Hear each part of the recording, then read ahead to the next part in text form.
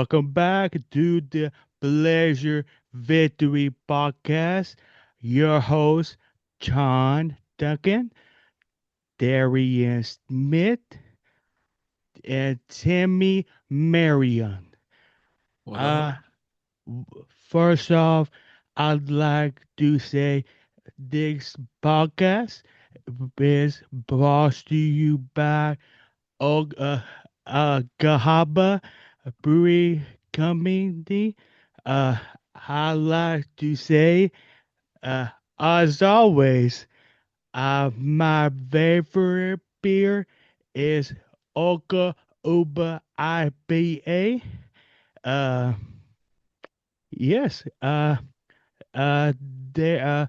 Jimmy, how are you doing?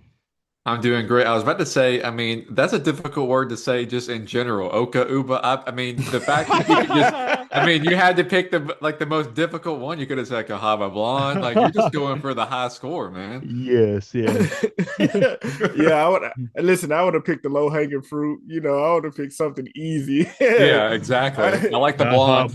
Cahaba Blonde. hey man, but real quick before we hop right into it, like just shout out to John. John been putting in a lot of work, speech therapy. It's been like boom, boom, boom, back in the gym. You can tell my Yes. boy putting in work. It ain't no excuses. I love the fact that how you've like taken not even what's the word, how you've owned like the mishaps, the things that happen. Everybody know that John had a brain tumor, had to have multiple surgeries and everything. But the way that he's owned this, there's no excuses, no nothing. Like guys is going in. He's a fighter, back on the Hmm. pod. Some guys will probably feel, probably very self conscious about coming on here and having to talk and having to. His speech is not 100% back, but let this be a lesson to everybody, man. You just gotta deal with what life it just gives to you. You just gotta give it back twofold. And John has definitely done that. It's courageous, bro. It's courageous and it's very vulnerable of you. Like in this moment, like not even having your whole speech back to 100% how I know you want it to be. Yes. But it is brave and it's courageous for you coming on here and you killing this. I was about to cuss. You killing it, right? You killing it, and I was just it's something that I look up to. I look up to that. Hmm. So when I get ready to complain and my kids finna come over here and they gonna mess something up and I gotta clean something up and do something. It's something I can look back on. This is like, dude, what you complaining for? You know what I'm saying? Yes. As the card to get emotional, uh, uh, uh, what that look up do you two guys? Oh yeah, I appreciate you, bro. We ain't finna get emotional. We Yeah. ain't finna do that, man. Let's talk about some defense. Yeah, please. God Grantham? Yes. Yes. Jimmy, what you got on Mr. Grantham? Yeah, I know we touched base on him a little bit on the offensive show, but for those of you that are not going to listen to the offensive show, like we'd be remiss if we didn't talk about Todd Grantham, just the impact that he's had. Before you do, uh, give a YouTube clip. Oh, for the like and subscribe. Me and John were talking beforehand. We were like, Big Jim's to not be happy we didn't talk about the subscription. So I don't know where we sit right now, but we still should be a little short of our goal of 500 subscribers. We are right now at 494. Y'all do us a favor real quick. Do two things. One, like this video. That way it can just get the engagement and get out there. That way people that are interested in hearing about these transfer portal additions. We know there are Hmm. more sickos out there. All right. We just got to help the algorithm find them. So help us do that. And if you're not subscribed yet, we're only six as of right now away from 500. So we can easily get to six. So if you got somebody that can help us get to six more subscribers to get to 500 total, please do. But, good note, John. But with that being said, we'd be remiss if we didn't talk about Todd Grantham. I said this on the offensive recap earlier this afternoon that For those of you that watch SEC football and lots of college football, you probably know the name Todd Grantham. I did not. So what I did when Todd Grantham's name was announced as a new defensive coordinator was just kind of went straight into the social media stuff to see what people were saying, and there was these comments in there from supporters of these SEC programs in which Todd Grantham had been part of that were, not so positive.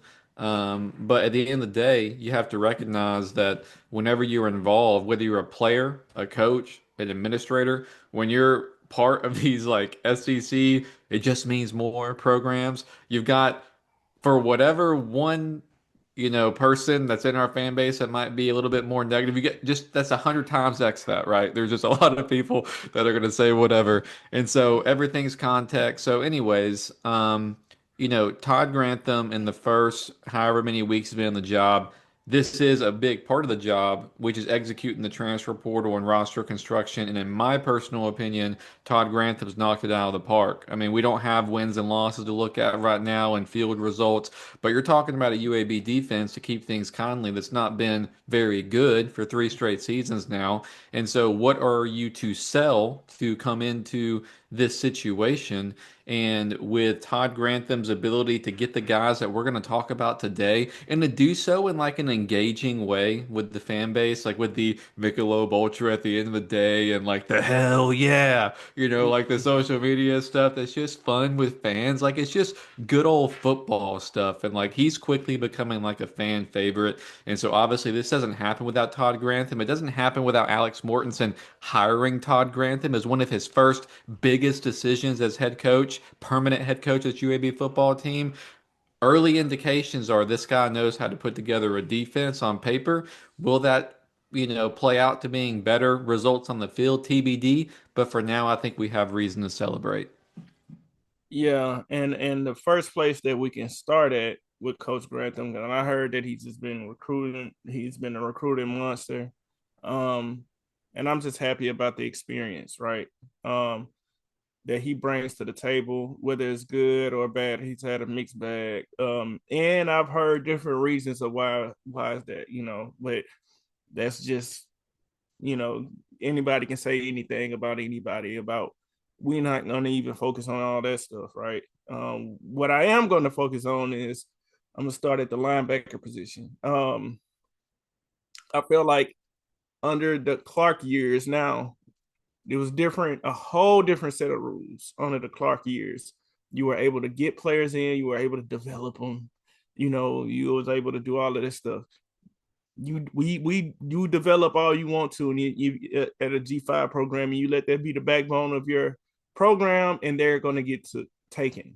That is the truth. That's just what it is right now. So you have to have a mix. You got to be able to recruit out of the portal well in certain positions, and you still have to develop high school guys and try to retain them. I feel like linebacker has been one of those positions it's been kind of, to just put it bluntly, it's been shaky ever since the Clark years. It hasn't been as rock solid. I felt like that was a foundational position that we had. We knew it was just going to be good. We could trust it. It has not been satisfactory. So we take last year, we had Devin Hightower. He was our most productive linebacker, along with Eli Ennis.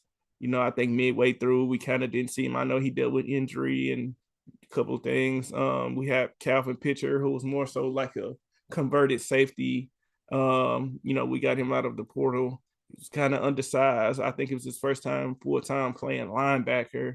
We had Tyler McNichols was the guy that we had that was here, and also Eddie Tusom, who I really felt like as the season went, his potential finally started to come out. Like I felt like he had great size and speed. It was a guy that we had to pry away from Minnesota, if I'm not mistaken, and we were all That's happy for the about sickos. that. That's going back in the memory bank right there. Yeah, Minnesota. Right, just off top of the head, I want Yeah. y'all. We really do this, y'all. Yes. So it was just cool seeing him blossom toward the end using his side and speed, size and speed. All of them are gone. Devin hasn't committed yet. I think Eli Ennis might be going back to the FCS level. I think Pitcher is out of eligibility, if I'm not mistaken. Tucson is in a portal, but he's fighting for another year of eligibility. I'm not sure if he's going to be granted that. And Tylen McNichols transferred to Oklahoma State, I believe, or was it Oregon State? It was one. Wake Forest, right? Oh, it was Wake Forest. Yeah, I'm Wake. sorry, it was Wake Forest. So he rejoins Cam Shanks there at Wake Forest. Is kind of cool. But yeah. So how do I feel about the linebacker room? How I feel like this room has upgraded a lot. That's just my personal opinion, and I can tell you why. I think some of the transfers that some of the transfer guys that we thought we were going to get certain type of production from, it just didn't pan out for whatever reason. I don't know if it was system. We talked about Todd Grantham. We didn't talk about, shout out to Steve Russ. He was the defensive coordinator one year. I think he was kind of thrust into a position. We talked about how kind of odd that was there was no real connection with Trent. When he was hired, Trent kind of let him do his own thing. He got word of Steve Russ through just somebody mentioned him to him, like, hey, recommending him, talking to him, saying, okay, we'll go with this guy. I know it didn't go like that, but it was kind of, it was a recommendation.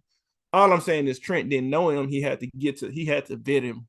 And as far as Mort and Grantham, Mort worked with Grantham. I talked about it has to be kind of a Venn diagram of aptitude. You need somebody that can do their job well, but you also need somebody that you can trust and that you kind of know, you're kind of familiar. It's a fine line. I don't think you can just, in this profession, I don't think you can just kind of cold hire somebody in a sense. It's just kind of tough. I think it was a tough situation for Russ and for Trent. So I do think the best bet was to just kind of move on, and he can go to a program, or he can go somewhere where he's familiar with who he's actually working with. Coaching and working together is a very intimate job, in a sense that it has to be trust and familiarity there some kind of way. I just don't feel like there was none there. With that being said, go ahead, John. He went back to Air Force. And I heard that Steve Russ is Air Force through and through. Like he is going to work out perfectly there, right? It's a familiarity, trust, all these things that I just spoke about. And I feel like when I read the article, I think it was probably Beham Banner, from Alex Mortensen, when he talked about Grantham's he spoke about how he got to know him in 2022 when Grantham was an analyst at Alabama, and how he appreciated his work ethic and he loved his knowledge of the game. So it was just, he helped him out. They worked together a lot of times. So it's a familiarity, it's a trust and respect for the work ethic, and knowing how that person works. It's just easy. So with that being said, go back to the linebacker position. I think there is a unity of visions about, okay, this is what I want my defense to look like, and it's probably a communication with more, like it's a exchange back and forth. It's like, yes, these are the type of guys that I need to target. So I think we have the type of guys in the linebacker room. That's one of the rooms that I really was worried about, because of the lack of continuity. And I felt like we had some good linebackers to work with, right? Especially McNichols, going to Wake Forest. I thought he was starting to blossom into some, we had some pieces. It's just that here and there it was something.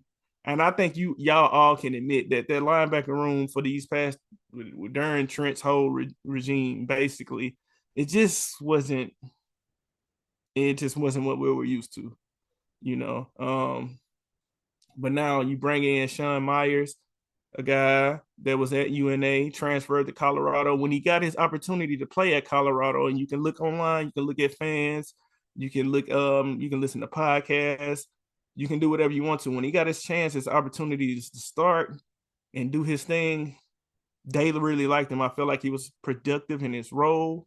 I don't have the stats in front of me, but as far as just knowing, just going down what I'm heard from people in the know, from fans and media members alike with Colorado, they were really pleased with Sean Myers for the most part, and they were looking forward to him playing more. And that's in the Big 12 conference. So I think that's important to have a guy like that here. And I think he is the one shoe in. I know for sure is going to be a starter at linebacker. I feel like everybody else, Jimmy, we can give a rundown of names. Yeah, quite a few additions linebacker. You mentioned about, having a little bit of worry maybe potentially about this group. I mean, I share that sentiment, because I feel like we'll talk about them later, but we had the influx of the DB additions first, and then all attention kind of switched to front seven. And so then it was like, who can we pick up at linebacker and defensive line? And we'll certainly, touch base and all that here as we talk today.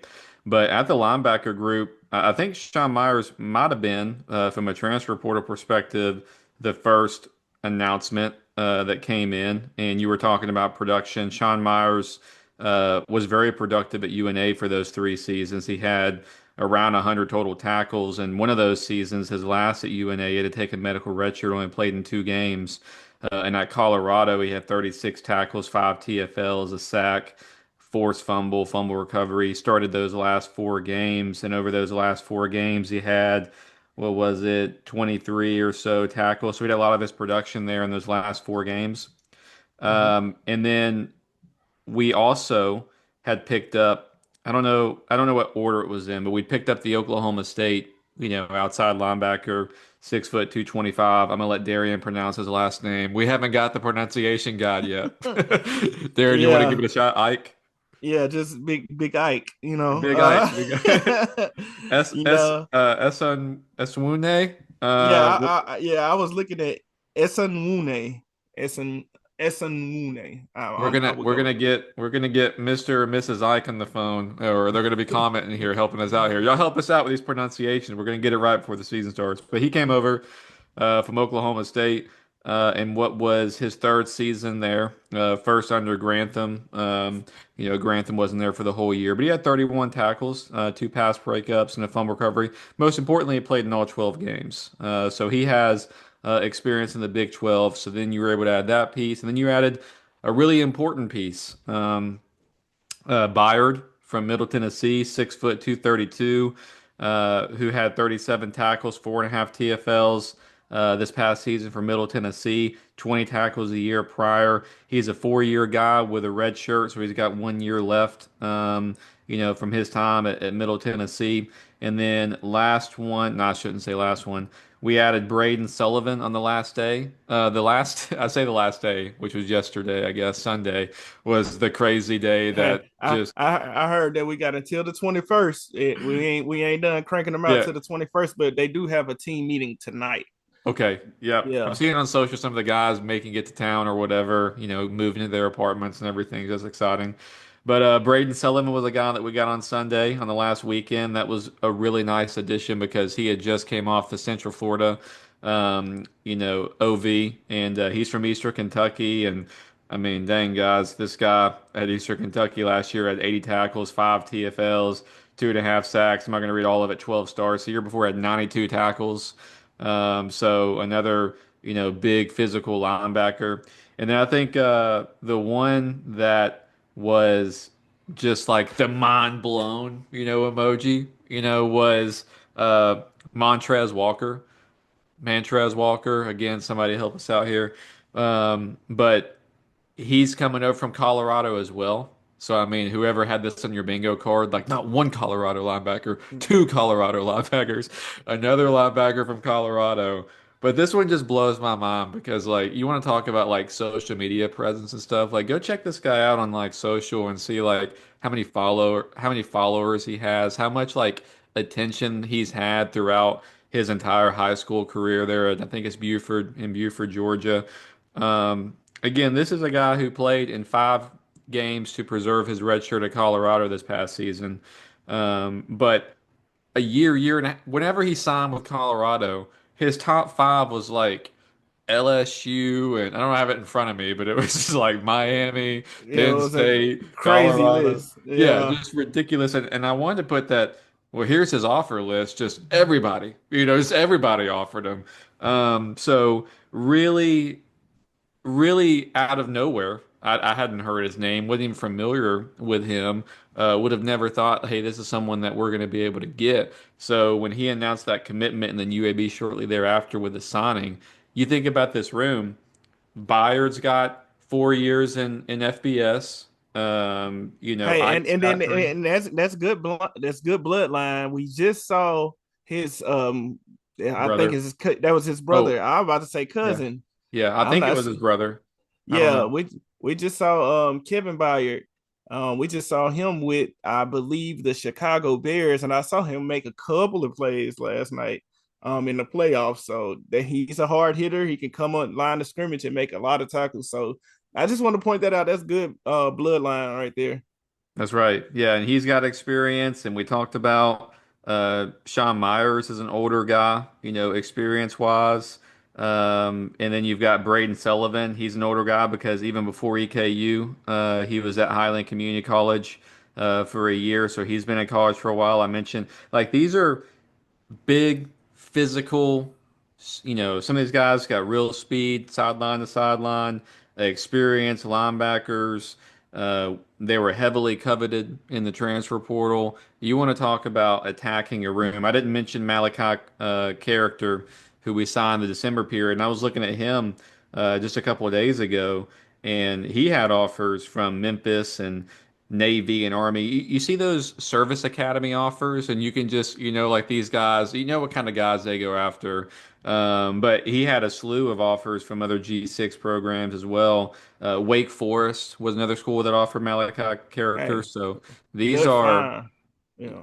what's that? I said good find. And then Oh yeah. they also announced he's more of an edge rusher, but they announced Kobe Archie as a linebacker. Okay, I didn't see the linebacker piece. Interesting. Okay. Yeah, he's a edge type rusher guy, Yeah. and it could be as a stand up backer outside guy, but they did announce him as a linebacker. So I Yeah. think that little piece is important. You want to talk about him now or save him for defensive line? We can talk about him now. There's a guy, Kobe Archie, Dodge City Community College. I think it's pretty cool because if I'm not mistaken, is that the face Archie? Is that him? Yeah, he's the face. Yeah. He's the guy. If you see, he has the Joker face, and Yeah. he plays with a high motor. I believe he's about 225, maybe Yes. 6'1", 6. He's got himself listed at 6'3", but I think 6'2" is on one of the rosters. He's probably about 6'2", 6'1.5", 6'2". Yeah, about 225. Mhm. He is used primarily as an edge rusher, but he has that body and that speed to kind of. I think he's going to be an in between blitz stand up type of guy. And I think they're going to be creative with how they use him. I don't think right now. I don't think he's an every down guy, but I love guys like this. Is why I love pickups like that because we can slot appropriately, like we Mhm. used to do, like Kyle Harrell. You need those type of guys to be able to slot, and I believe that's what's been our problem here at UAB. Um, you take a guy like a Hightower, right? I think Devin Hightower, who was our leading most productive linebacker, had a pretty good season, had a couple offers, is still in the portal. I think he would have been great as part of if he was just like a rotational kind of part of a bigger conglomerate of linebackers that was productive. I think he would have been great in that. I think we depended on a Hightower way too much. And we put him in this role of like, okay, you have to kind of be this every down guy. You have to be the guy that's, you know, every game we need you because we're doing it out of need instead of like we're not able to slot guys appropriately, right? And I feel like us recruiting this room, you know, even if we have a guy or two go down, we still have guys that we can trust to come in. And we're going to talk about a guy like Joe Pierce, who's going to be a safety. But it's been said like a guy like Joe Pierce is big enough, physical enough as safety to come down and play linebacker. A lot of times he'll play linebacker. So we have depth, not just depth like, oh, I got to get a guy that we didn't know we were going to have to depend on. We used to we talked about this on the Patreon, but a couple years ago we had a guy that nobody knew was gonna play linebacker. He was our starting linebacker. We depended on day in and day out, and it was just like, what? This is what we're doing. On top of that, we were starting a true freshman next to him. It was bad, right? Like it was just a bad situation. But now coming into a room where you have bits and you have a young, high potential guy in Walker, I'm really excited for this room. You have edge rushers, you have safeties that can drop down and play linebacker, and you have pure vet linebackers. That is why I am excited. So no, I did see a tweet was like, oh man, we can't be hyping up guys. We bringing in. We were so happy. It's not the fact that I'm acting like we got a Jeremiah Smith or I'm acting like we got Ty Simpson. We talked him from going into the draft and he's coming to here. No, that's not the case. What I'm saying is we have quality depth. We have guys that we can slot. We can move around. We don't have to sit there and depend on one guy to try to make all plays. And next thing you know, we put them in compromising positions every time because they are not that guy. You know what I'm saying? But if you have enough quality guys, we're going to be good to go. I do feel like we do have enough quality guys at the linebacker spot now, especially with the versatility and that's why I am so happy. And I feel like we have that across the board on defense. We have not had that on defense at all. Anybody can tell you that. So I'm happy about that. Yeah, linebacker group and many of the groups we're going to talk about today is just like, again, exceed my expectations. I'm a natural skeptic. I've tried to be skeptical very much so, and I can't anymore. I mean, I'm still skeptical, okay? Man, But listen, you see man. what I sent you, Darian? Yes, Jimmy just sent the 2023 linebacker room and y'all. it's like I was just like PTSD. I had to mention. I'm not going to say any names. I'm not going to talk negative of players, but it just. Oh no, John! No, Don't do no, it. Don't do it to him, John. Don't do it to him, John. It just wasn't. Hey, It wasn't. Everett Russo is on Arizona now. He went from Memphis, balled out. Now he's on Arizona. So there's some good dudes in that room. I think Charlie Good. What was it, guys? I messed that name up when he was He here. got. Yeah, I remember he got hurt. He But got hurt. he was a walk on, and Yeah. it just wasn't. Listen, I don't. It just wasn't. Tamarius Brown was like I mean, he was someone that was trying to learn the position, or that was a thing for a while. I don't think he even finished out his career. I'm not really sure what happened there. Reese Collier ended up at Ohio University. Jackson Bratton, I think, at UNA. So Will Searles, and I think was a walk-on that year. So yeah, but the point is that look at despite UAB, struggling defensively and record-wise the last couple of years, here's where we find ourselves now, and it's a lot of guys that have been very productive and that fit what Coach Grantham wants to do. So yeah. All right.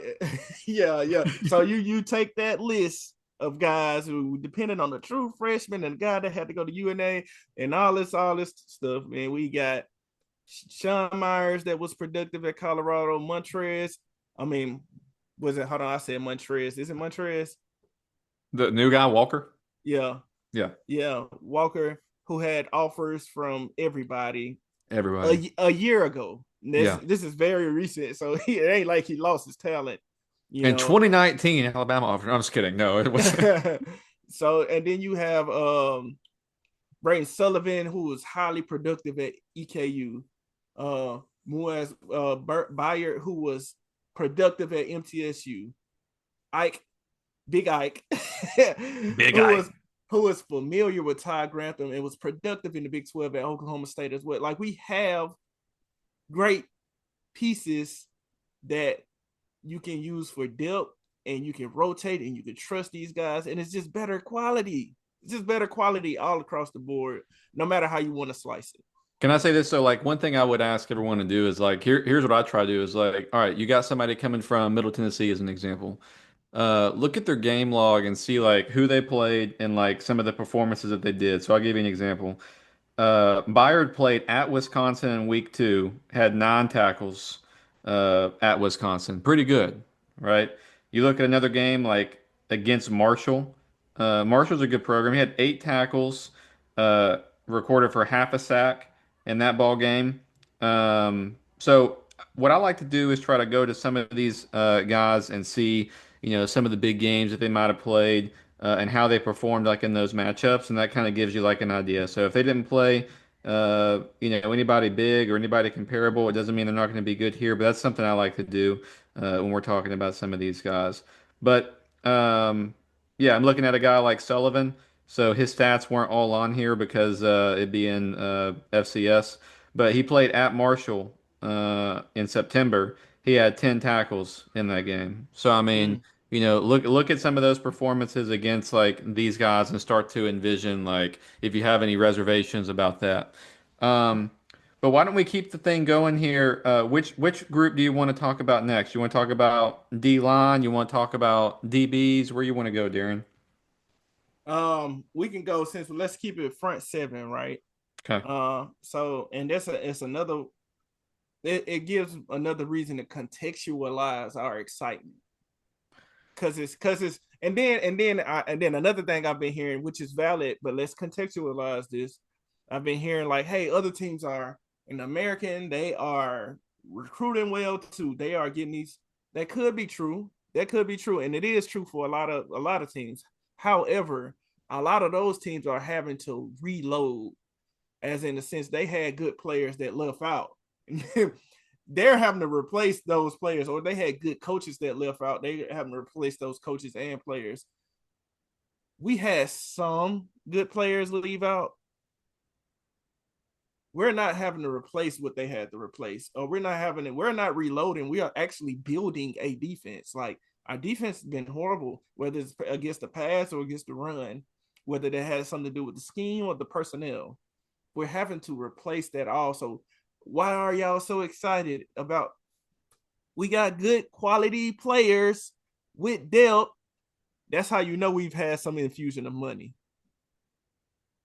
We were not going to be able to get all of these players that we have got, especially in the front seven. I know we kind of killed the DBs at like we got a whole bunch of DBs in the beginning, but if you look at how we finished off that front seven, that was probably one of the craziest days Sunday of UAB recruiting I've ever seen in a portal. And everybody's like, "Oh, don't overhype it." Yeah, no, we're not overhyping. We're just saying, man, we actually have players that we can trust, and we didn't lose in the front seven. Let's start there. We did not lose Chris Burge and Jaquan Mason and Nigel Tate, who was hurt all year. And then I Right. keep on hearing from everybody and their mom on the staff, they're like, "Hey, man, this dude is disruptive. Like, if he would have played, he should have been a P4 commanding 500 to $1 million." That's what I keep hearing about Nigel Tate. So we brought him back, and we brought our two best edge. I felt like they were our best edge players, even with the portal additions that we had last year. I felt like those two guys rose from the ranks and were our best edge defenders. Um, Probably Amari Morrison, probably against the run. He was a beast against the run. He just wasn't a pass rusher. So I want to start there with them, and then I'll let Jimmy talk about a lot of these guys that we brought in. Yeah, why don't we focus like inside outside because there's a lot of guys and you touch base on I could give you a whole list of reasons why I'm excited, but it does start with Nigel Tate because in some of the interactions I've had with the staff too, when they came over and visited John at his house. I mean, that name got brought up, and so they were really excited about this guy, prior to last season, and to be able to maintain him and hopefully get him healthy and have him in the middle as an older guy. I remember listening to him on the Inferno podcast, and seems like a funny guy, like smart. Like obviously he was at Boston College. Like he's just like a great person to have. With all this craziness in college football, like to bring a guy back for a year or two like that, I think is big for that room. But Sterling Shepard, you want to talk about like that should be like what is it, like a 30 for 30? Like I want to see like a film on Sterling Shepard's recruitment this transfer portal cycle because some of the information's gotten out there a little bit, but he's from Boston College as well. Ironically, as we're talking about Nigel Tate, 6'4", 291. He spent 1 year at Boston College. Was I think he was like a four-star recruit. So I mean, he was heavily coveted to come out of high school. I think he's a South Carolina native. Had a a slew of G6 offers in addition to Boston And, College. and Jimmy, before I want to do it this way, before you move on to the next guy, I want to tell why when I was looking at film, he is probably the guy that I feel like amongst this D line probably has the highest ceiling. And I say that because he wore number 51. He has the same body type of a guy that I used to go against. Is still one of the hardest defensive tackles out of all. I've gone against first round draft picks and all. I've gone against Hall of Famers, but we had a guy here named Elliot Hennigan who was probably the exact same size as Sterling Shepard is. The same exact, wore number 51, was tall. And the thing that reminded me so much of Elliot Hennigan was how tall he was and how he used his arms. If you look at it, he posted a couple of practice films. I don't think he had too much in-game reps. He's still young. The way he used his length and his arms and extend as an offensive lineman, it used to drive me crazy. If you're a defensive lineman and you understand how to use your length and you can generate power. And I saw him getting so much penetration in practice by doing that, extending his arms. I'm just like, I used to go against a dude like this every day, and it drove me nuts. Like no matter what you do, if they're smart and they understand how to use their leverage and how to generate power from their base, and it's just hard to block. It's just hard to deal with. Yeah. And I can imagine what some of those offensive linemen were going through trying to block him. I'm like, this dude has potential. If he can put it all together, I see why our staff really fought for him because I've been against a guy like that. He can develop it to something special. I feel like Elliot Hennigan, when I blocked him, he would have been a P4 hands down.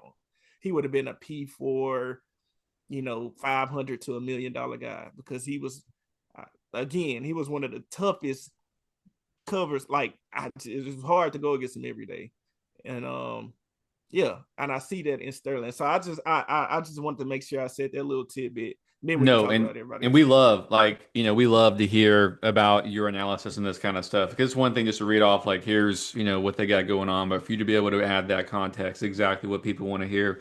But Todd Grantham had to pull off like a UAB style goal line stand at against Memphis at Protective Stadium to keep this guy. He was coveted. He can't. I don't. I think he came in for a visit, right? I believe he OV'd Yeah, UAB, yeah, he did. and it was like the first weekend, and maybe he can confirm this for me because there were so many notifications going off my phone the last 2 weeks. Like I got to get back. I got to go touch grass at some point. Like when this episode ends, I've just been on my phone way too much. But I could swear that like that night, Saturday or Sunday, that I saw a notification come through that he had committed, and then like I went to go look at it, and it was gone. Maybe that never happened. I dreamed it, but I could have swore it happened. And then the more time elapsed, I was like, oh, I don't know if this is going to be a thing. Like, he's going to take this coastal visit. So he went to coastal when I was messaging you guys and showing y'all, look at this guy, hotel staying at the beach. He's from South Carolina. I heard from one person that, he was second, like the staff felt good, but then it was like he was second guessing himself, maybe wanted to stay closer to home. Then I'm looking at social media cues and it's like, okay, well, he's getting these follows from like Oregon staffers. And I'm like, okay, well, now it's looking like, someone else is seeing all this stuff that Darian's talking about on film at the higher level. And at the end of the day, from what I understand, Oregon and NC State were heavily pursuing Sterling, but did not pull the trigger on an offer. But he did receive an offer from Washington, in which he turned down to come play here. And on top of that, Coastal gave him everything they could. Like they came after him Hard. all the way. I think he'd already signed, and Coastal was still, trying to come after him. Which who knows what signatures mean these days. But UAB had to fight to the very end for this. And again, Coach Grantham, this is like one small piece.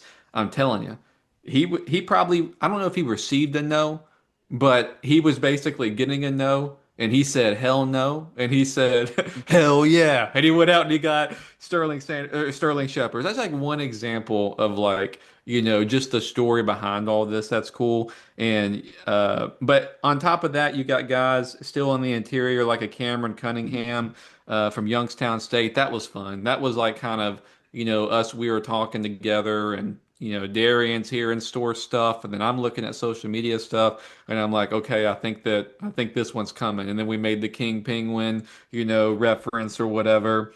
And then Darian starts talking about other guys, and I'm like, oh please God, let the King Penguin thing be like legit. Like I hope this is like legit, but it was, which turned out good. But he's someone that you look at his story. We'll have time to talk about these guys more later, but he was at Fayetteville State and he was working his way up wherever the hell Fayetteville State is.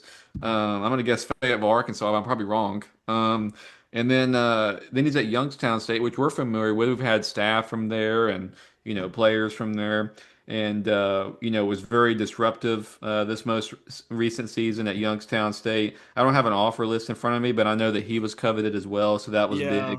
I know he was on the campus of like Liberty and I believe Central Florida. It was a couple of teams that Yeah. I remember just going down this page and see that where he OV'd at. Quick nugget, I was listening to like a Youngstown State podcast. I just ran across it like, oh, This okay. is big sicko. Yeah. Yeah, I just ran across it like, okay, I'll bite. I'm folding hmm clothes, like I'll bite. And I just wanted to go to the defense and see what they thought, whatever. So Cam Cunningham was actually a guy that was he was like the backup defensive tackle. They had their star defensive tackle get injured, and Cam took over, and he did a good job.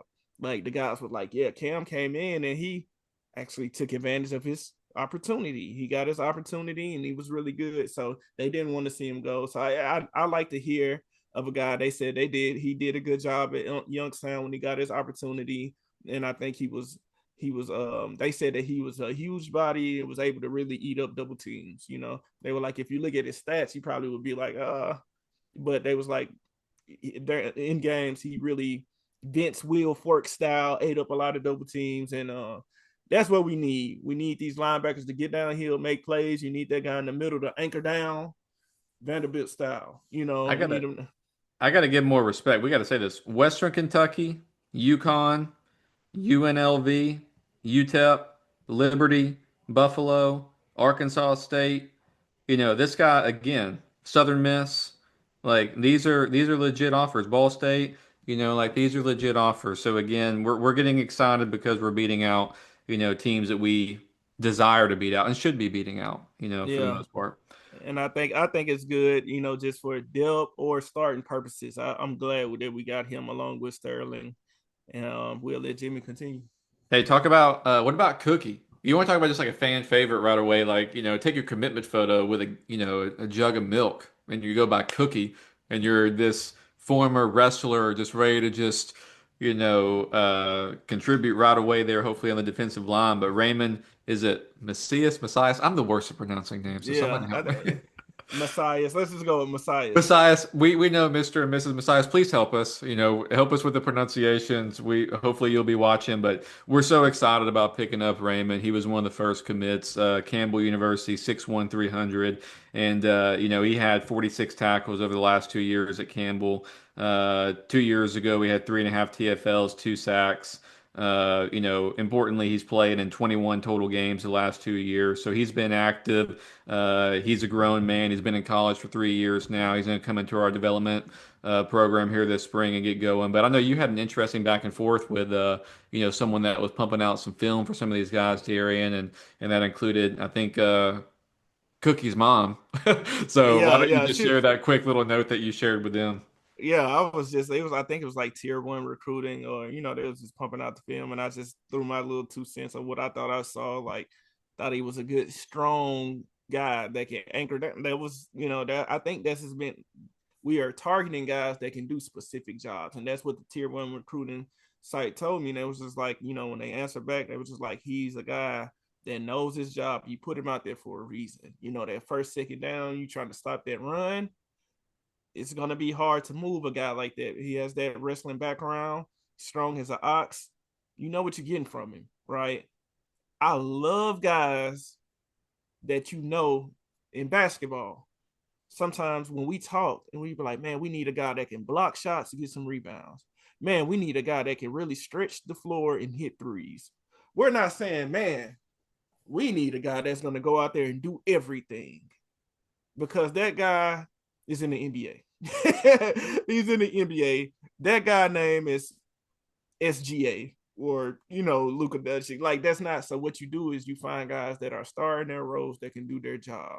He's one of those guys, and it was Cookie's mom, Mrs. Macias. Was the one that was like, yeah, it's the wrestling background. And, it's cool. It's been cool seeing all of the new recruits and seeing their parents. Like, every other day, Jimmy is like, oh, so somebody's mom or somebody's dad is Yeah, following him, follow Dick. Yeah, so it's been pretty cool. Hey, welcome, y'all. We pretty cool. We don't really talk down on players here. And if we do have to say something negative, we'll be very coded. So yeah, so I think we have guys that can push the pocket on the inside, really anchor down quality depth, y'all. That's all we're talking about. Like, guys that can actually do a job that projects on film. And I'm super ecstatic about that. Hey, I know probably I'm thinking about the DBs and how many we signed, and we're not going to be able to talk about everybody. So I'm going to start grouping some people together, Darian. So bear with me here. I want to talk real quick about Noah Nelson. I'm gonna guess Blanche Gold. I mean, again, I need help with my pronunciations. And then Eli Hall and even Chris Spencer. Let's kind of, quickly go through some of these guys. Actually, I transitioned to the edge, so apologies. But Noah Nelson, inside, Georgia State. He was at Grambling State prior. Uh, when you look at the numbers, like a lot of these guys we've talked about, like not as much numbers. So I'd be interested more the story behind someone like Noah Nelson. I did not know we were actively engaging with Noah Nelson. I don't know what to project with his role, but this staff sees, something they like about Noah Nelson, and not everybody. I'm not saying this about Noah in particular. Right. So, in addition, Blanche Gold, Morgan State, 6'1", 240 on the edge. He's someone that was coveted as well. New Mexico State, Rice, Toledo, Wyoming. Had 45 tackles. So he had this breakout season in 2025. 45 tackles, 14 TFLs, and 7.5 sacks at Morgan State. I think that's pretty good no matter where you're playing. Eli Hall, Liberty, formerly Wake Forest, 11 tackles this most recent season, 4 sacks, which I think led Liberty, which is good. And then Chris Spencer is another guy, just real quick, 6'5", 275. From ODU, had 7 tackles this most recent year, is another older guy. So you've got this collection: Chris Spencer from ODU, Eli Hall from Liberty, Blanche Gold from Morgan State, Noah Nelson from Georgia State. Anything you want to comment on? Anything that stood out for some of those guys, Darian? Yeah, I think all of those are quality depth pieces. I think especially a guy like Blanche Gold, we take for example, he was productive at Morgan State. In the past, we'd have brought him here on the edge. He would have to be our starter, right? I don't think he'll be our starter. I think he'll be a guy that can come in and we can still feel comfortable with him coming off the edge and creating some havoc, and coming in and playing this role. So I think that about I like all of Eli Hall. I think Eli was pretty good. He was a pretty good pickup. He led Liberty in sacks, right? That's you know, I think all of those guys will be productive built pieces. Chris Spencer and Noah Nelson. I think Chris Spencer will be more so on the inside as well. I don't think he'll be on the edge. So I like those. I like those pieces. As again, it is quality depth. That's all I'm saying. And also, when we talk about quality depth, I'd be remiss on the inside. We didn't mention Cal Mosley. Right. Cal is still on the team. Cal has some good. Cal is a big guy. He had good film last year, and he started to play. Again, another guy that's in the system. I believe this will be his redshirt sophomore year coming up. I believe this will be year 3 with him. You're right. I think he'll take a leap. So again, guys, we haven't had depth like this on the defensive line in a long time, and we're still not done. We'll let Jimmy group some more guys.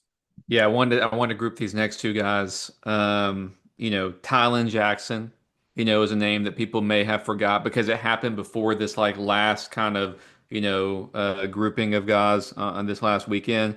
But 6'5", 260 from Eastern Washington. We had a little bit of a West Coast flavor with this transfer portal class for different reasons, but he's from Eastern Washington. This most recent year, 29 tackles, 5.5 TFLs, 2.5 sacks. A bunch of QB hurries, 24 tackles a year prior. So been very productive at Eastern Washington, looking to take a jump to the American Conference. And then Marlon Dean. Marlon Dean was someone that came up late, and here's a guy that, again, I'd love to, continue to learn more about his story, but started out at Georgia. We've had some Georgia connections, the University of Georgia, with this recruiting class as well. But I started out at Georgia, redshirted as a true freshman. Don't know what happened after that, but then went JUCO and was very productive at Butler Community College. The 1 year he was there, 10.5 TFLs and 7 sacks that earned him an opportunity at Utah State. And now we went to Georgia State this most recent year.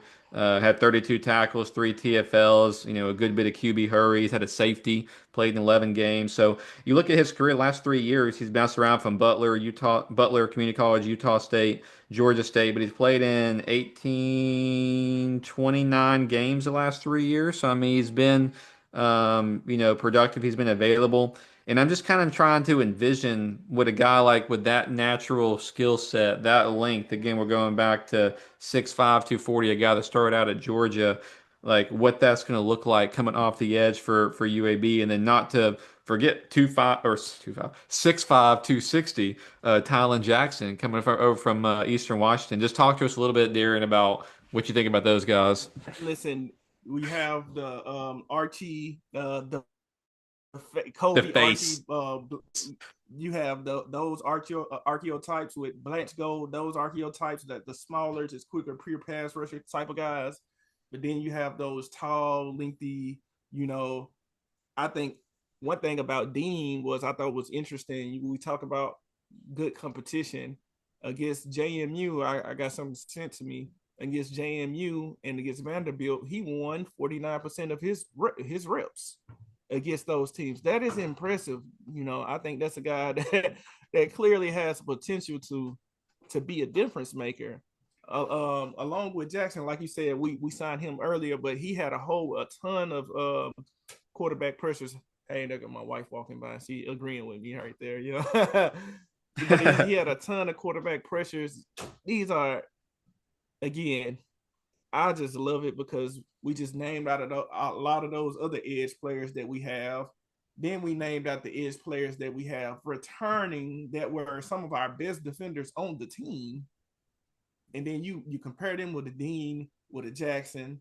Now you got Mason and Burge. Oh, now you can still throw in Gold. You can still throw in what's his name, Kobe, the face, Archie. Like you can throw. So that's 6 guys that on the edge that I just mentioned that you'll be like, okay, that guy can play. That guy can play. That guy on the edge, and you can still use maybe a blitzing linebacker or somebody like that, like a Ike Esanwu, You know, you can It's use on guys. Woo.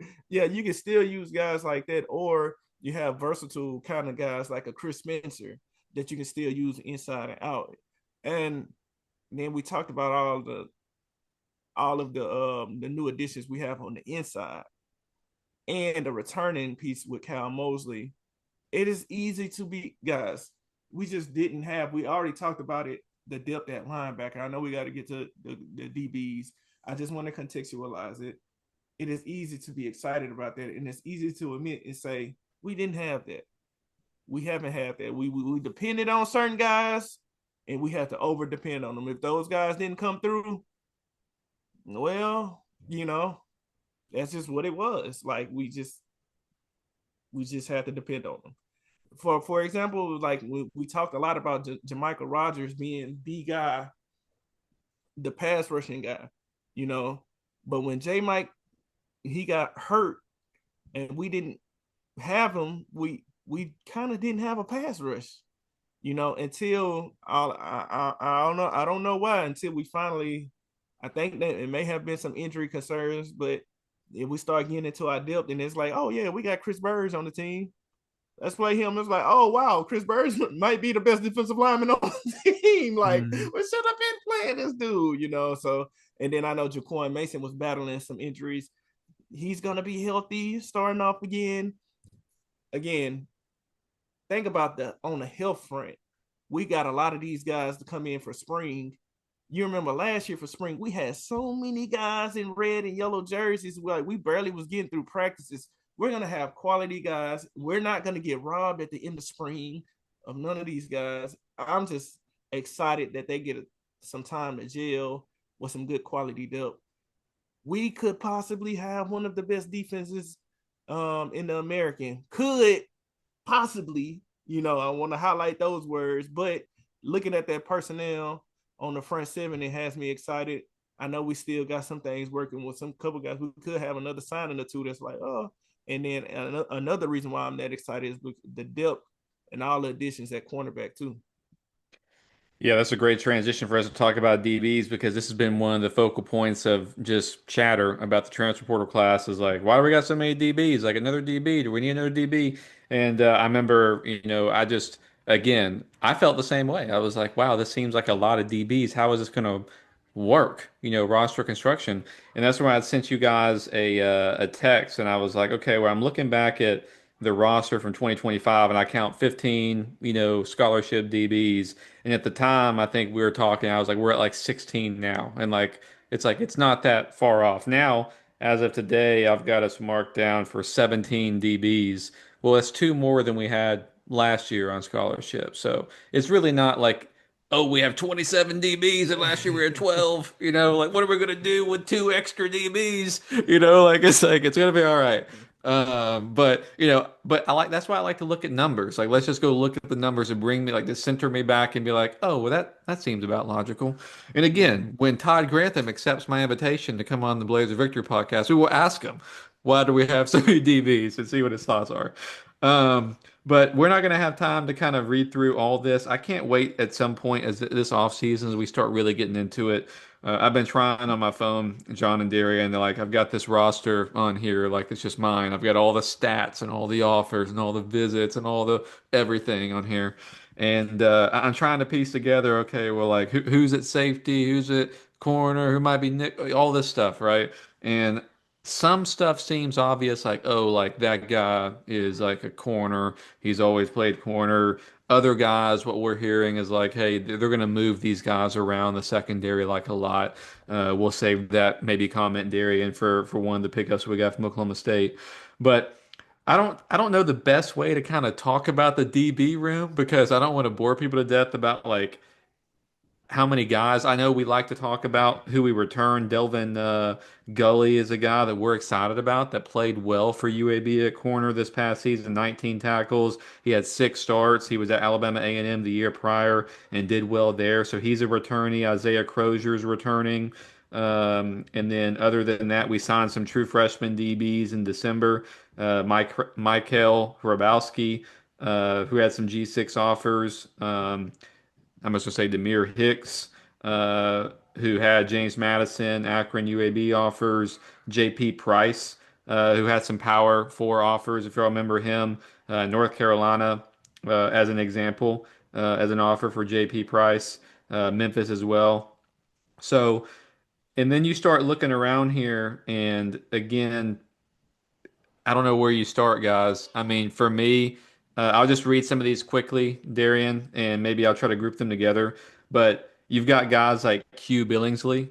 Um, you've got Theodule from Southern Miss, formerly at Marshall. You've also got a couple of guys like Daryl Sweeting, speaking of Marshall, who was at Marshall. Um, what about like anything stand out with those guys, Darian? Just kind of trying to group some of these together. Yeah. I was really able to watch Billingsley from Gardner Webb. I really liked his film. I think he's quick. I think he can be a nickel. I think he's a guy that can hold some of those quicker guys that'll be in the slot. So and I like it's so I know a lot of the DBs were like earlier in the process. I know Theodore was a guy that we were on prior. We offered him out of high school. And that Sweeting, if I'm not mistaken, he was one of the older. Was he an older kind of guy? Yeah, he spent 2 years at Temple and he spent 1 year at Marshall, so he'll be going to his fourth year. Okay, so it's a good experience cornerback, and it's a lot of them I can't really speak on them, but out of that group, Quay Billingsley was the one I kind of noticed his twitchiness and how quick he was. Why don't we talk a little bit about, a standout here for me? You've got Jeremiah Jordan, and you've also got Jalen Thompson, both of which come over from Memphis. So we got definitely some guys from Memphis, both offense and defense. But Jeremiah Jordan, 6'2", 200, an older guy as well, spent 2 years at Harding Division II and won a national championship at Harding and was at Memphis and had some good, statistics. I think PFF stats, coverage wise at Memphis this past year. And then Jalen Thompson is a guy that 6'2", 205, DB. Started out at Michigan State as a true freshman. Played in, it was either 6 or 7 games. Started the final three.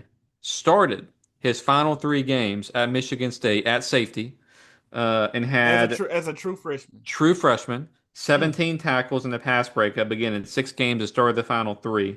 I don't know what happened at Memphis this past year. Maybe we can get him on one time and he can tell us, or we'll get the scoop there. Didn't play at Memphis this past year, from what I can tell. But you've got two guys in the secondary coming up from Memphis, and both of which have some pretty interesting backstories. But what do you think about these two guys? I can keep it short on them. I can tell you that the staff is high on both of them. Nice.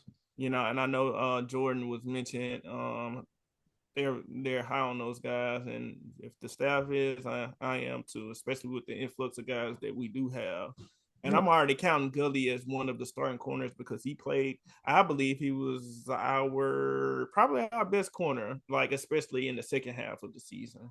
I would probably say Tariq Watson was overall last year, but as far as like, let's take more on down. I feel like Gully was our best corner, and he was if I'm not mistaken, he was like a freshman All American and at for Alabama A&M. Alabama A&M in the Yeah. SWAC conference. So he has the talent, and we mix him with guys like Jeremiah Jordan and Jalen Thompson. These talented guys, this depth.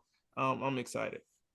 I'm saving the Oklahoma State guys for last. Let's go with another grouping here, kind of West Coast flavor. You've got um, Dazelle Wilkinson, Diesel. Antavion Diesel. There you go. Yeah, Thank you, yeah. Diesel.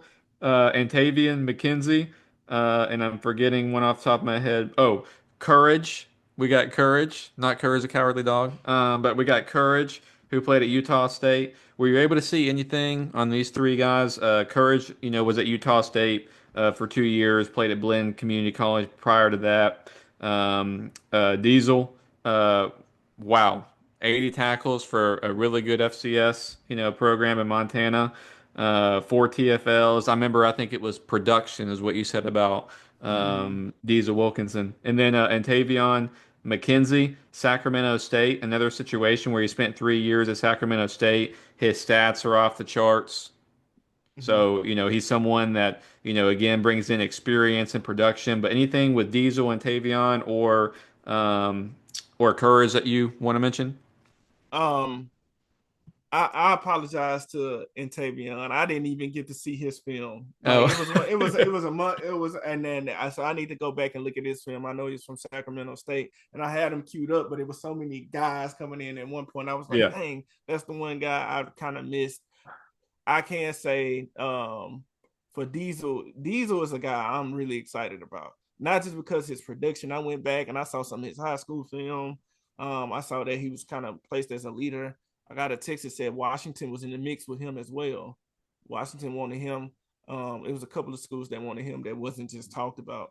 But I know he was a wanted player. I love his versatility.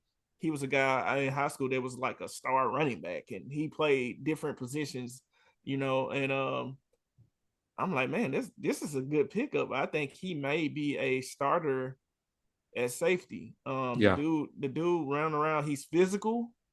He's physical as hell. He can make some plays, and he's one of the guys that I'm like, this is one that I'm excited about. And the other guy, the Courage. Courage, I like that. Again, another, he played at Blinn 2 years, Utah State, big 6'2" type of guy. I think he's going to be a solid depth piece. I can't pronounce anyone's name, but I got some good groupings here. So I went like West Coast and I went Memphis and whatever. Now I'm going to stick with some Texas flavor. We got Elijah Pratt from SMU, who was recent, and we got Chris Wakoma from Baylor. So Chris Wakoma, 6 foot, 189. He spent the last 2 years at Baylor, played sparingly, redshirted in year one. And then also Elijah Pratt, who initially when the commitment came out and they didn't announce him as a signing, I thought, well, maybe this might be like a preferred walk-on or something. Well, I was sure wrong because you look at like his history. He played, I think it was at IMG Academy. He had transferred there in high school, and his offers blew up. I mean, this guy again, he spent 1 year at SMU and redshirted, but prior to that in high school, he had offers from Auburn, Arizona, Houston, Penn State. SMU obviously is where he went. UCF, Washington. There's Washington came up again this episode, but Mm-hmm. 5'11", 175. So he probably doesn't have much game film. So I don't know if he had any practice film for you to see. But anything that stands out with our two Texas guys, Chris or Elijah? I know I was like with Chris, I wasn't able to see much film. I know I just do know he plays safety. I think he's more of the free safety type, not the hard hitting type, but the coverage type that can go. And you need both. But I'm not really. I wasn't able to see. I know he came from Baylor. It has to Yeah. be some kind of something there for he was able to get that P4 offer. With Elijah, again, he was another guy out of that from Texas. I was able to see some of his workouts, some of his practice film. He is a big fluid kind of technical sound. I was pretty excited to be one of the younger guys that how he has a lot of eligibility left, I believe all 4 years. Yes. Yes. I was pretty excited about that pickup. I can see, I'm like, oh, when I went back and looked, it kind of came off as a throw in with all of the DB sign, and we had so many going on at one time. So it was kind of like he was one of the guys, like another DB from UAB. But after looking at his film, I'm like, hey man, this dude got some stuff. That's why I love this mix of guys. So even if we miss on some guys, even if we miss some of the guys, we got vet guys, we got young guys with potential, like Elijah Pratt, and we got guys that kind of are in between that timeline too. I just don't think we set a ceiling and a floor. We kind of covered ourselves on both ends. That's not how we've been in the past. It's like we're gonna roll with some dudes, and God dog it, we just gonna roll with them. And then if they don't work, we just gonna put some walk-ons out there. That's in my line. That's literally what we've done. Yeah. But now it's kind of like, nah, we're gonna have a whole bunch of dudes, and y'all gonna have to actually compete to play. So I'm very, very excited about this group. All right, last one for those of you that have been bearing with us. We appreciate. We've been talking like 3 hours UAB football today. Again, where are you going to get this? I mean, you sickos out there. Hopefully, y'all can listen to it all week, and there's more to come. But I wanted to save this for last. Just because again, we talked about Coach Grantham. He came from Oklahoma State most recently, and there were two players in the secondary that he brought in or brought with him to UAB, and I find that good, by the way, because these are guys that. Don't know how involved he was with their recruitment, but ultimately they would have been there, whether it be spring, summer, and for the short stint there this fall under his leadership. And so, for both parties to want to keep that relationship going, I think is a positive thing. But I want to talk about Drayden Fulbright, who I have on here as having, again, he played in 4 games, preserved his red shirt, had a couple tackles for Oklahoma State this year, 5'11", 175, 4 years of eligibility left. Coming out of high school, Arizona State, Boston College, Florida State, Georgia, Georgia Tech, Kentucky, USC. And then also, last but not least, we got Joe Pierce. And Joe Pierce, y'all know, if y'all listen to me by now, I love anybody from the state of Alabama. Like anybody that played in Alabama, like I love to keep guys at home. He went to Oklahoma State. He's coming back. I think it was Montgomery Catholic High School. I don't have it written down here, but I believe it was there to where he won some absurd amount of games and like it was like back-to-back state championships or whatever. He was part of that. And this is a guy that had offers Arkansas, Auburn, Florida, Kentucky, Memphis, Mississippi State, Missouri, Ole Miss, Penn State, blah blah blah. I mean, like He had 6'1", offers 200. he had offers from college. Yeah, he had offers from Division One. Yeah. So Yeah. those two guys, I'm just so excited for different reasons, but I don't even know what your thoughts are. But I wanted to save those for last year and like what stood out to you just about their recruitment or anything on paper. Both of those guys are extremely talented. Of course, I almost said Elijah Pratt. Fulbright, Drayton Fulbright is a pure corner type of guy, I believe. Um, 4 years of eligibility left. You heard the offer sheet. Super quick, super athletic. I'm just excited. Like, and then we getting these guys on that they've already redshirted and they have experience. They have potential to play just because we have older guys. It doesn't mean that. Also, I'm glad that you brought up the fact that they came over with Todd Grantham. I did hear from the staff. They said that's important. They said that's good. They brought in some good, hardworking guys. Joe Pierce, I've heard nothing but good things about Joe Pierce. Mhm. Nothing but coming from Montgomery Catholic. I saw some of the film on him, saw how athletic he was in practice, and we saw one thing I retweeted about him was all of the like practice player of the week awards he got as a true freshman.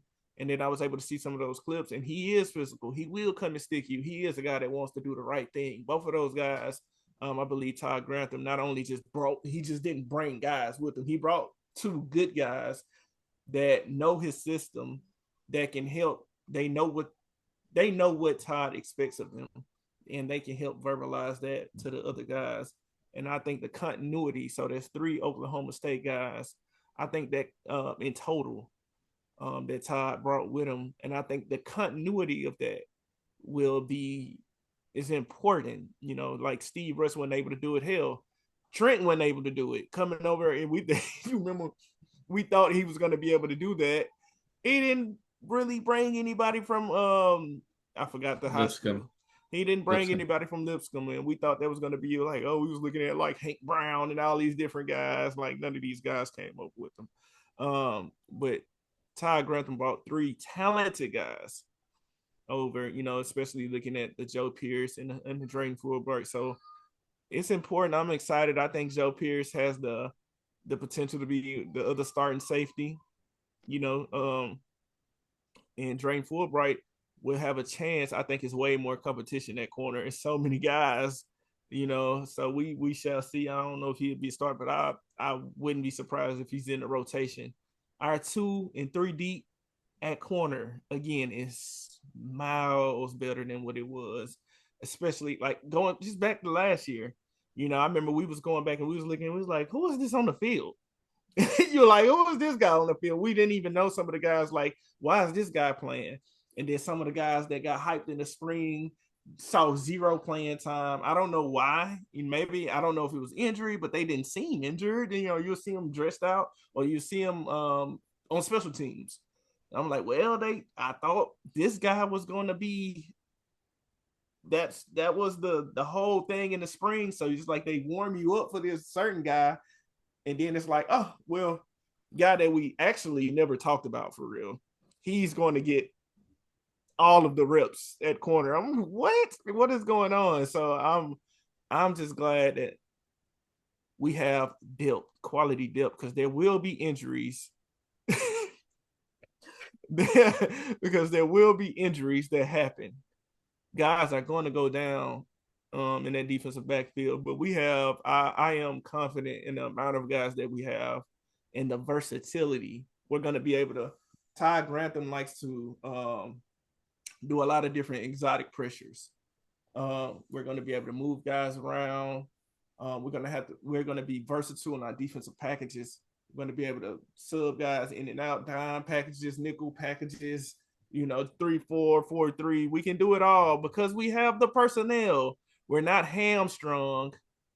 And that is what I'm excited about, guys. And again, we didn't bring in, the number 4 linebacker, I can't think of his name, from LSU, or the linebacker from Texas Tech that was like a Heisman finalist. We didn't bring in a guy like that. What we did bring in is a whole bunch of solid guys, solid depth, and some potential stars. We have not had that. I can't reiterate that enough. And when we did have that, we got our chain snatched. When we had a guy like Kelvin Hill, we was like, dang, that's been our best corner as a true freshman. Whoop, give me that. When we did have Adrian Maddox, whoop, give me that. So it's kind of like, I am happy that we have a slew of guys now. And even if a guy we miss here, if a guy don't pop there, hey, we can put another guy in, or we can just sub them in and slot them at the right spot and maximize our potential on defense.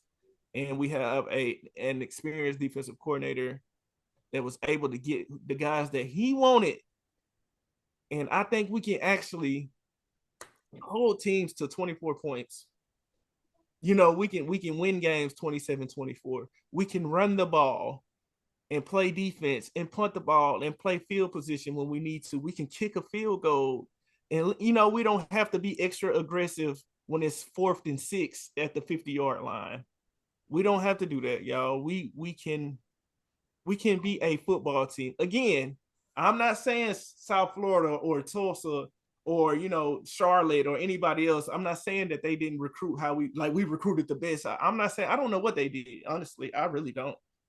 What I'm saying is, even if they recruited well, even if Memphis or Tulane or South Florida, even if those guys recruited well, guess what? I feel like we actually have a roster that can go against them, like talent-wise. I feel like that we have a chance to win. Not saying we are going to win because we got these guys. We have a lot more we have a lot more seasonings now to make a good burger or to make a good steak. We have the seasonings required. We don't have to use a one season and be like, man, I hope this tastes good, because that's what we were doing in the past. So I hope that makes sense to y'all. I hope it doesn't feel like we aren't just hyping up these guys. And I just want to contextualize that it's just the depth, the quality of depth we have that gives us a chance to win games in a non-shootout way almost now, in just a regular football style way. Hey, we appreciate everybody sticking around, listening to this. We got a national championship game to watch and to enjoy. Darian's talking about food. I'm starving.